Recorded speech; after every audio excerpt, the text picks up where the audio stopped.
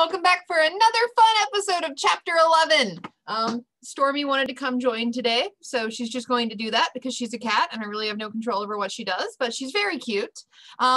Welcome back for another lecture. So remember, at first we went through all the different parts of marginal product, average product, what does that look like? Then we went over to the cost perspective. We started looking at average cost, marginal cost, total cost, what's the difference between variable cost and fixed cost, and started comparing all the graphs. When we got down to it, the last thing that we had looked at was this right here, this particular chart, which looked at the relationship in between marginal product and average product, and the relationship in between average variable cost and marginal cost. Essentially, the two things that you need to know are this line right here, where there is, the bottommost part of marginal product that also happens to be the topmost part of the the bottommost part of the marginal cost line, and the topmost part of the marginal product line. This is where your workers are the most efficient. They are making the most additional for the lowest cost for one more of something. But why would you continue to produce? Because even though that's the most efficient, that next worker can still make a profit, right? They can still make more product and they can still have a variable cost that needs to be covered, right?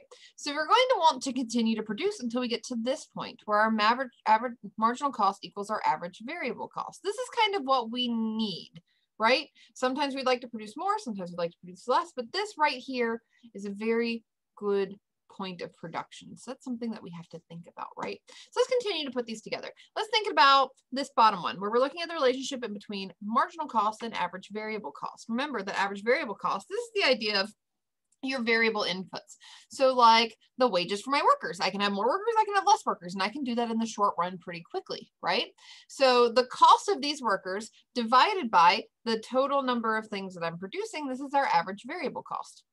Remember that this one's U-shaped, and at the very, very bottom of this U is where the marginal cost crosses it. Marginal cost tends to look a little bit like a check mark. This is how much it costs to produce one more of something. So let's think about this particular one right here. Well, there's two different ways to shift the cost curves. There's technically more, but we're going to talk about two that are important within this class, right? The first is going to be technology changes, and the other one's going to be thinking about the prices of the factors of production. So let's think about this first one. With technology, we know that we have lots of technological changes that happen, right? So,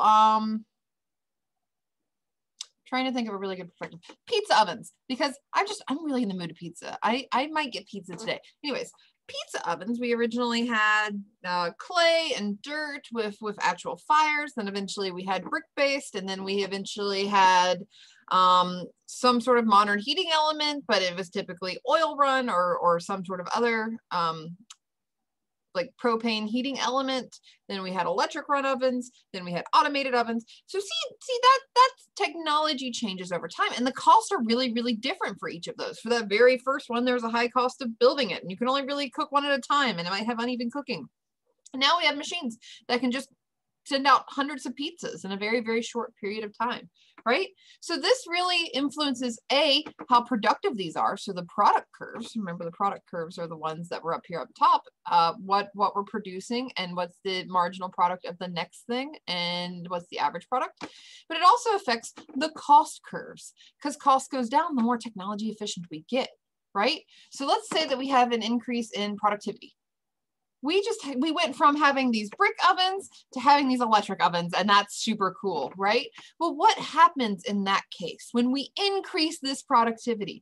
Well, what we would see is that the cost curves would move down, right? These would shift downwards. And that's because, see, just the U would be right down here, and the marginal cost would be down here. And that's because it would be less costly for each additional pizza. If I now have the coolest machines that can do it for the easiest amount of effort, well, then the cost for each additional pizza goes down, which means this goes down.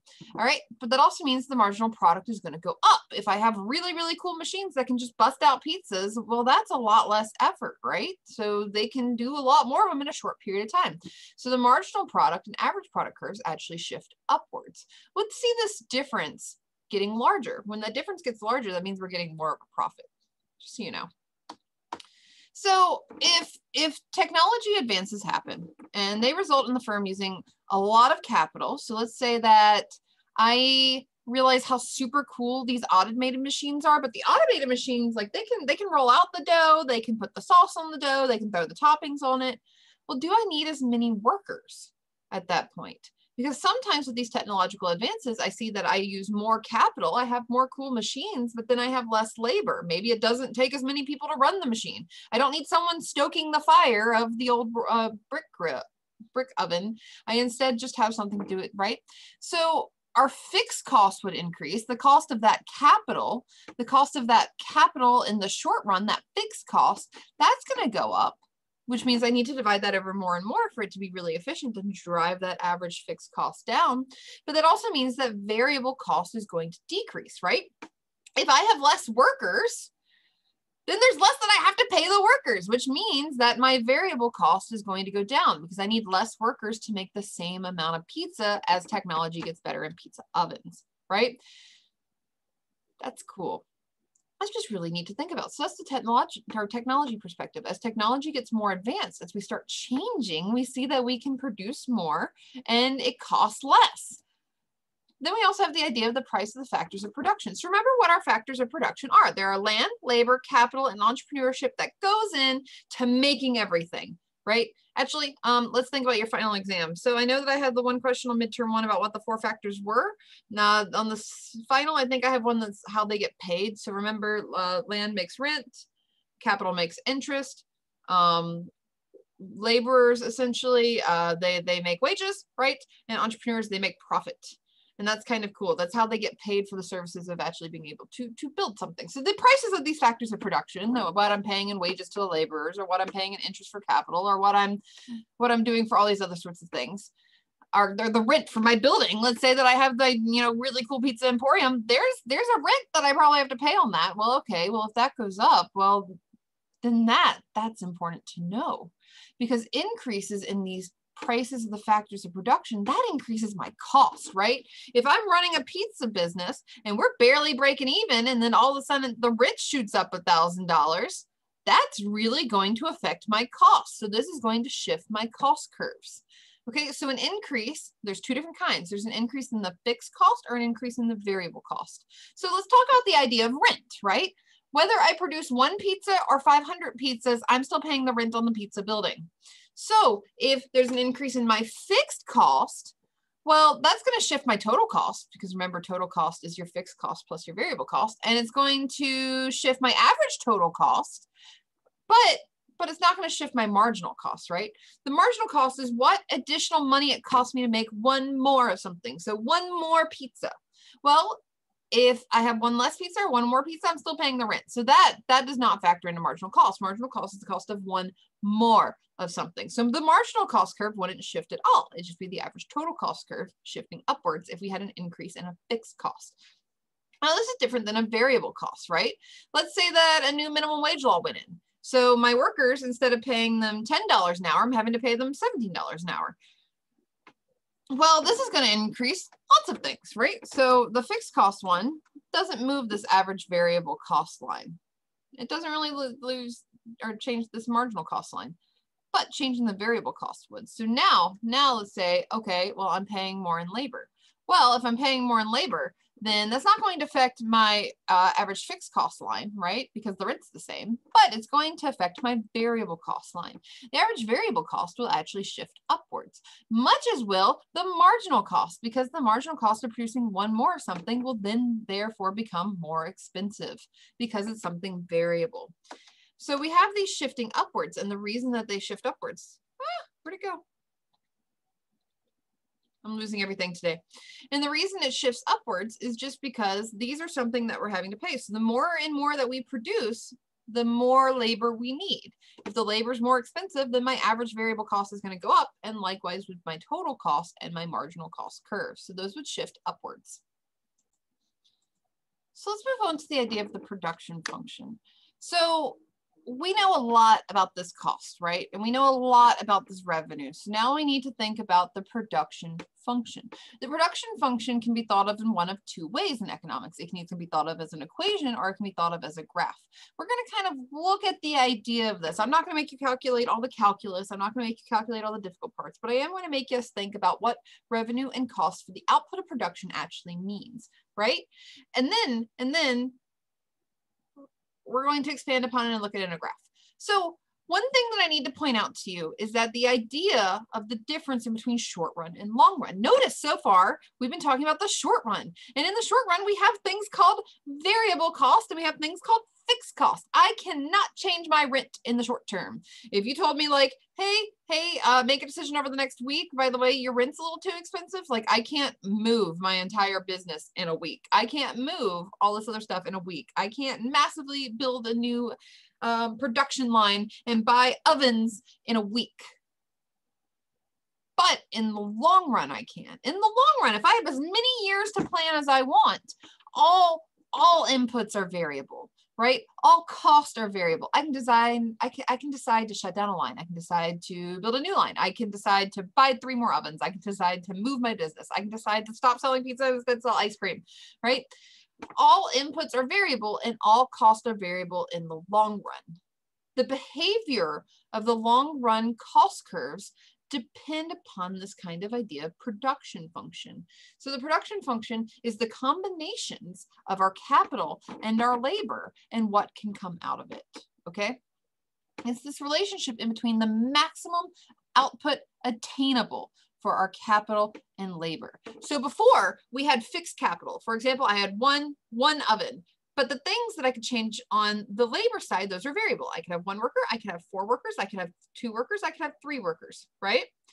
Now in this idea in the long run, they're both variable. So I can have 1 oven, 4 workers. I can have 2 ovens, 2 workers. I can have 3 ovens, 3 workers. I can have 4 ovens, 1 worker. Both of these can be changed, right? They're both variable in this sense. So let's take an example. We're going to talk about knitting machines. Why? Because I'm a crazy person. Like I like to knit. This is the scarf that I'm currently knitting. Hold on. Here are the 3 scarves that I knitted this weekend. Here, this one's actually pretty special to me, and I never really get to show it off. This is a shirt that I made. And this one's actually what I'm going to be referring to when we're talking about knitting machines. When we're talking about making sweaters in this. This one's actually, so I play a lot of video games. That's who I am. And sometimes I play them competitively. But when I'm an asymmetric horror main, so I play this game called Dead by Daylight as my main game, but I play lots of other ones. The purpose in that one is to escape before your serial killer gets you, basically. The thing was, I was terrible at first. So when I first started playing, all my friends would live a lot longer than I would. So I would die before they would, which means I had to sit around until the next time we respawned. So in between all of my deaths, I knitted and I made this beautiful shirt of virtual video game deaths. And it's delightful. But it took a lot of effort and time, right? Because my capital, or excuse me, like my machines were just like knitting needles. Right? I didn't have a fancy machine to be able to make stuff. I also only had 1 laborer. That 1 laborer is just me, right? So that actually took a lot of time and effort. Now, what if I had adjusted these things? What if, let's say knitting needles, instead of knitting needles, we're going to have a plant. We're going to have a production line that does this because it takes way too long to do it on our own. Let's say we wanted to make these really cool sweaters. Well, then the production function is the different combinations of the laborers and the plants or capital or whatever else it is. That capital could be the knitting needles. It's just whatever we use to make something. That's the machine component, right? When it was just me, the 1 laborer and the 1 set of knitting needles, I maybe could make 4 of those shirts, right? Like they take a while. In a month, I could probably make 4, maybe. I've gotten better at video games though, so I don't die as much. So I don't actually have an opportunity to knit as much anymore, but okay, whatever. So I could maybe make 4. All right, well, what about my other options? What if I hired someone, but I kept only the 1 pair of knitting needles? Well, if we're both sharing these knitting needles, it's really, really hard to make lots of things, right? So let's think about scarves. If I was making 4 scarves, let's say I made my 4 scarves, right? They're so pretty. That I made on my own with my 1 set of knitting needles. Well, if I hire someone, then we're still sharing 1 set of knitting needles. So maybe together we can actually produce only 10, right? Okay. Well, maybe I decide not to hire someone. Let's go back to I made my 4 beautiful scarves. And I instead wanted to add in another pair of knitting needles. Well, if it's just me, the one laborer, and I have 2 pairs of knitting needles, well, I still have only 2 hands, right? So if I had 2 pairs of knitting needles, like I could technically make more. I could jump in between projects, but like it would still be very difficult for me to do. I'd have to knit a little bit on this one and knit a little bit on that one and keep going. So maybe for my one laborer input, that just me, for 2 machines or 2 sets of knitting needles, I could maybe make 10 scarves, right? Or 10 sweaters. Okay, but what if I did both? What if I both had a second set of knitting needles and I had someone else who was knitting with me? Okay, so we have 1 laborer, 1 extra laborer, so we went up to 2, and then 2 machines, because we had 1 set of knitting needles, now we have 2 sets of knitting needles. Well, maybe these 2 laborers and these 2 sets of knitting needles together, we can maybe produce 15 scarves and or sweaters. Well, that's way more scarves and or sweaters than I could have had on my own, right? By myself, with 1 set of knitting needles, I could produce 4. If there's 2 sets of knitting needles and 2 people making scarves, we can make 15 together. Well, okay, all right, well, that's something to think about. The production function is just these different combinations. What if I had 5 workers and we had 3 sets of knitting needles in between the 3 of us? Well, maybe we can make 25. Right? And it's these different combinations. We'll generally see it in a table like this, but I'm also going to show you what that looks like in a graphical sense of what we can do when we have different numbers of capital, i.e. the knitting needles, right? Or ovens, if you want to really think about cookies or pizzas again. And then there's the laborers, if it's just me or if it's other people that I hire to help as well. So for each plant or knitting needles, the quantity of labor, or as labor increases, the extra returns diminish, right? What do I show by that? Or here, let's highlight some stuff. That means, let's say that I have 2 sets of knitting needles, right? Okay, 2 sets of knitting needles. If I have 2 sets of knitting needles, then maybe when it's me, I can make 10 if I'm going in between the 2 knitting needles. If I have 2 people for the 2 knitting needles, we can be really, really productive. So maybe we're going to be able to produce 15. So we add in 5 more when we have that extra person. Okay, that sounds great. Let's hire another worker. So then we have 3 workers sharing 2 sets of knitting needles. Well, the 2 of us are already really busy with those knitting needles. So now that we have another person who kind of borrows them on our breaks to make stuff, they're not making a whole lot more, right? When we go from 2 workers to 3 workers, if we have the same number of knitting needles, the additional marginal product of that 3rd worker is only 3. So we had 5 from the 2nd worker, 3 from the 3rd worker, then 2, then 1. We see that the extra amount that we can make for each additional worker, if we don't increase the number of capital or the number of knitting needles, is going to go down, right?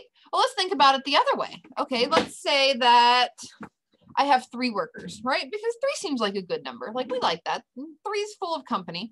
If I have 3 workers sharing 1 set of knitting needles, well, they can't get a lot done, right?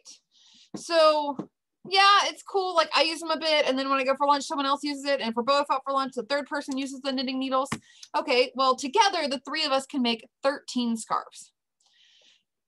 Well, what if we instead go up to 2 sets of knitting needles? So it's still the 3 of us, but we go to 2 sets of knitting needles. Well, with that, we end up adding an additional 5 scarves, right? We go from 13 scarves to 18 scarves. Okay, now let's add in a 3rd set of knitting needles. Everybody finally has their own knitting needles. Okay, then we add in 4 more scarves because we go from 18 to 22. Now let's add in a 4th pair of knitting needles. Well, we still only have 3 workers. We still only have 3 workers. So if we go from 3, or if we still have 3 workers and we go from 3 pairs of knitting needles to 4 pairs of knitting needles, the marginal product that we're going to get from that additional capital input, so the marginal product of capital, we see would only increase by 2. Marginal product of capital means we kept the labor the same and we see how much extra we get for each extra machine or plant or piece of capital that we add. The marginal product of labor means that we keep the same number of machines or tools or whatever else, and we add more workers to it, and we see how much additional we get each time. So we have this idea of diminishing marginal product of capital. The more machines that we have, they're really not going to help us out that much, because if I have one person operating 4 sets of knitting needles, what good does that do? They can't do all 4 at the same time. No one's that good. So the marginal product of capital, as we have more and more machines and more tools or more and more knitting needles, well, the extra output that you get from each one's going to go down over time, right? So you probably already have heard this diminishing marginal returns part, the fact that the more I add in, the less I kind of get out of it. But we've been looking at it so far with just labor. So the diminishing marginal returns to labor means that if I only have one set of tools, or a set of tools, right? Let's say that I have 2 pairs of knitting needles. Well, there's going to be diminishing returns to adding more workers. If I have 12 workers, but still only 2 pairs of knitting needles, they can't do a lot, right? That 12th worker is going to have a very little impact. So there's going to be a diminishing amount, or a diminishing return for each additional person that I hire if I have the same amount of tools. Now, it goes the other way too. We have this diminishing marginal returns to capital. So let's say it's just me working, and you give me 1 set of knitting needles, and I make so many pretty scarves over the weekend. And then you give me a second pair of knitting needles, and I make maybe an additional scarf over the weekend. And then you give me a 3rd pair of knitting needles, and I freak out because I'm just like, what am I supposed to do with this? And I produce very little extra, right? If we don't increase the number of workers, we just increase the number of machines or tools. There's also going to be a diminishing marginal return, but there's going to be less and less you get back for each one of those. So for each plant or tool, the diminishing product of labor creates a series of short-run U-shaped cost curves. What does that mean? That means that we're going to have a cost curve for each one of these plants. So if I have 1 set of knitting needles, there's going to be a different cost curve for if I have 1 worker, 2 worker, 3 worker, 4 worker, 5 workers. So this is going to be one cost curve is looking at the cost for these different amounts of workers for this number of plants or knitting needles. If I have 3 sets of knitting needles, there's going to be a cost curve for having 1 worker for those 3 knitting needles, for having 2 workers for those 3 knitting needles, for having 3 workers for those 3 knitting needles. That's going to be its own cost curve too. Now we kind of got to look at those cost curves because they're going to be different levels. It's the cost curve for having only 1 pair of knitting needles, the cost curve for having 4 pairs of knitting needles. What does this necessarily look like, right? So I'm going to show you that in a graph in a minute, but first I want to talk a little bit about the short run and the long run cost perspective, because I just want to drill this home about how we don't have fixed cost in the long run, right? So the average cost of producing a given output, it varies. It varies and depends on how many resources we have, capital resources we have. So the cost of producing the scarves, that's really going to depend based upon how many plants that I have, right? How many pairs of knitting needles do I have? The more and more knitting needles I have, the greater the output at which the average total cost is at a minimum. So if I have 4 sets of knitting needles and I know that my average total cost is going to be smallest when I have 1 person per set of knitting needles, then if I have 4 sets of knitting needles, my average total cost is probably going to be minimum when I have 4 workers. If I have 1 set of knitting needles, well, it doesn't really make sense for me to put 2 people on 1 set of knitting needles, right? They don't get very good returns. So maybe I would just have 1 person on that set of knitting needles. Maybe that's where my average total cost is minimized. It's going to be different depending on what level of tools and capital we have, right? So each level of these capital inputs has their own short run average total cost curve. So let's look at this. Let's say that this is the average total cost of 1 plant, i.e. 1 set of knitting needles. Okay, if I have 1 set of knitting needles, then if I make only 1 sweater, so my 1 beautiful, gorgeous, amazing sweater, right? This is actually my 2nd attempt knitting ever. But if I have my 1 beautiful sweater, then, well, the cost is actually going to be pretty high, right? It's paying the laborer and it's paying for that, fixed cost of having to get the needles and having to buy all the stuff and having to have time for it and the place to do it in. So our average total cost is going to be really, really high for that first sweater. But the more and more sweaters you make, if you have only 1 set of knitting needles, well, cost is initially going to go down, right? Until we get to the point where I need to hire another worker. And then it's me and another worker sharing 1 pair of knitting needles. the cost is going to start to go up, right? It might start to be inefficient. Well, that's the idea of with one pair of knitting needles, let's put in a second pair of knitting needles. Okay, well then the average total cost for a second pair of knitting needles, well, if we only produce one sweater and we have two pairs of knitting needles, that cost is really high. There's lots of fixed costs that's associated with that in buying those needles. Okay, then let's say that we have that one person's really starting to work well, the second person's starting to work well. They eventually get to the point where their average total cost is minimized. Okay, then maybe they need to hire another person. We're still sharing 2 sets of knitting needles. It's kind of cramped. Cost is going to go back up, but there's a bottom to that U. Notice that the bottom of the U's are different. The reason why they're different is because these are 2 different lines. They're for different levels of the capital input, the knitting needle part, right? Though the amount of laborers, these can vary within this. We have the same for 3. We have the same for 4. So 3 pairs of knitting needles, 4 pairs of knitting needles. Wow. Well, then we have lots of different relationships that we can see here, right? We have this idea of our long run average cost curve. It's being made up from the lowest average total cost for each output level, because remember, our capital input is variable over time, right?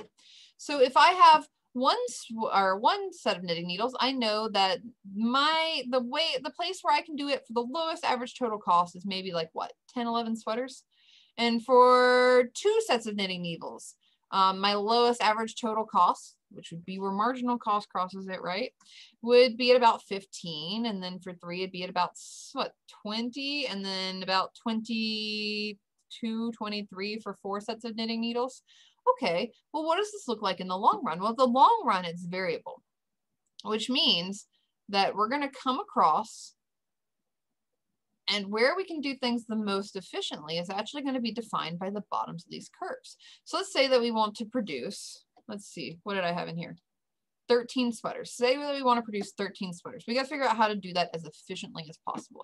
Okay, well, if I want to produce 13 sweaters, I have one of 4 options, right?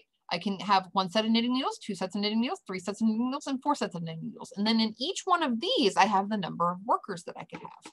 So let's think about 13. Well, we can either have 4 pairs of knitting needles, but that's going to be a pretty high average total cost, because that's like way more knitting needles than I need to make 13 sweaters, and I have lots of people at them, and the fixed cost is kind of high. Maybe that's not the most cost efficient way to do it. I can also do it with 3 pairs of knitting needles. That's still kind of high. We don't necessarily need that much. We can do it pretty well with 1 set of knitting needles. Me, myself, with 1 set of knitting needles and maybe an extra worker, we can make 13 sweaters, but maybe that's not the most cost efficient way to do it. Instead, the most cost efficient is whatever the lowest line is at that amount of sweaters. So at 13 sweaters, we go up. We notice that the bottom line at 13 is this average total cost 2 line, which means that we have 2 sets of knitting needles, right? If we have 2 sets of knitting needles, this is the most cost-effective way that we could be able to produce this. That's so cool, right?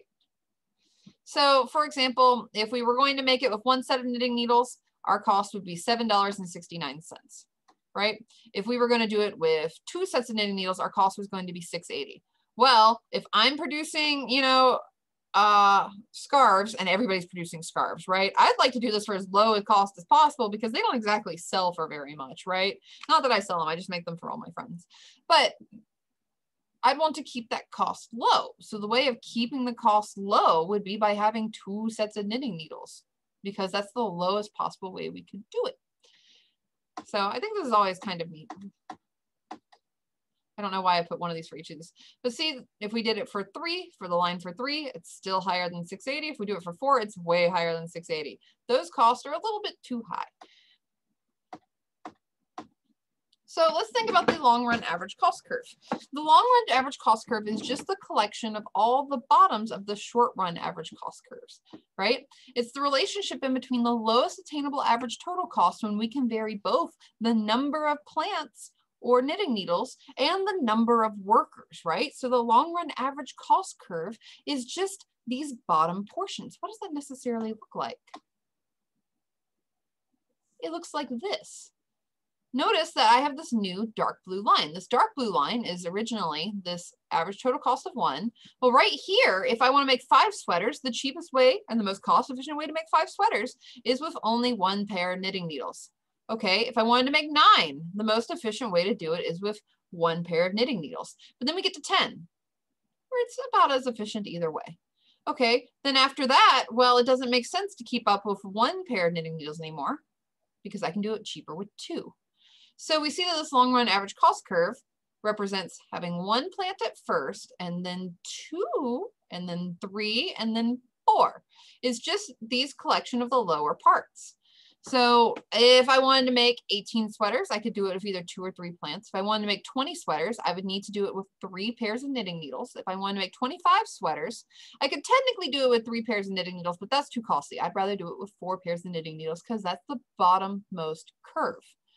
So we call this collection, or this line that's made up of the bottoms of all these short run total cost lines, we call this line right here our long run average cost line. That's so beautiful.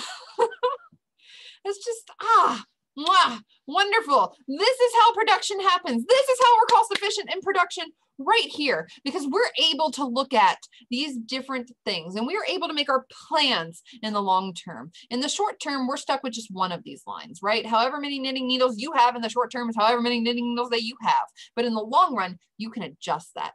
And it's the collection of how these all interact together in different situations. And you can plan for it and you can be efficient. All right.